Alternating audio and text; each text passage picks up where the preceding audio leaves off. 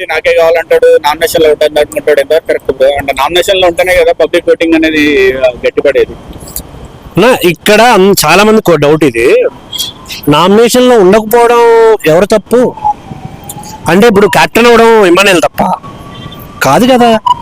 ఎందుకు అలా ఎందుకు ఆలోచిస్తున్నారు మీరు? గేమ్ ఆడి ఇప్పుడు గౌరవ్ అనే పర్సన్కి తన దగ్గర ఉన్న శక్తి ఏంటి అనేది ప్రాపర్ ఐడియా లేదు.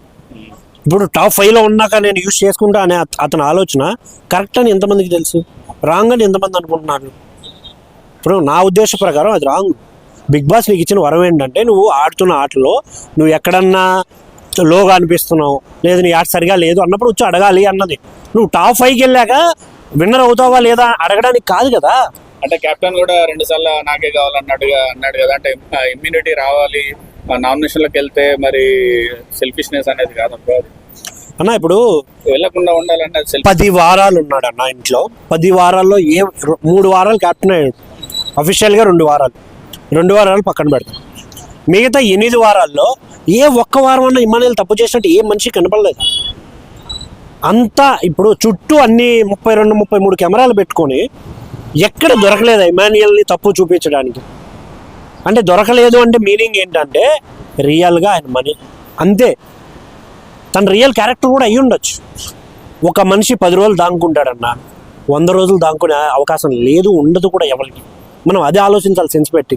ఇప్పుడు ఈ పిఆర్లో లేకుంటే ఇంకెవరో తనుజాని లేపడంలో తప్పు లేదు, వాళ్ళ 100% వాళ్ళు చేస్తున్నారు. బట్ దానికోసమని ఇమ్మానుయేల్ తక్కువ మాత్రం చెయ్యకండి, ఆ ఆలోచన మాత్రం తీసేయండి. నాకు అది చాలా పెద్ద తప్పు అనిపిస్తుంది అన్న. ఇప్పుడు తనుజ గురించి తమ్మునేలు వేసుకున్నారంటే హ్యాపీ.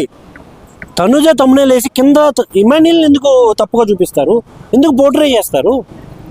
ఇప్పుడు ఇమ్మానుయేల్కి పిఆర్ లేడు, ఇమ్మానుయేల్ గురించి మాట్లాడే వాళ్ళంతా నాలాంటి నార్మల్ పర్సన్సే, చూసి ఫాలో అయ్యే పర్సన్సే ఉంటారు.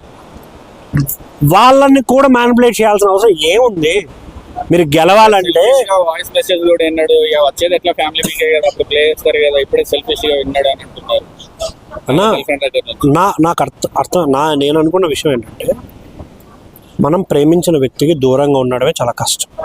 వాళ్ళ దగ్గర నుంచి ఒక వస్తువు కానీ వాళ్ళ మాట కానీ, ఇప్పుడు అమ్మ ఉంది, అమ్మ దగ్గర నుంచి ఒక మాట వినపడుతుంది అంటే ఏం చేయడానికి ఇష్టపడతాం కదా.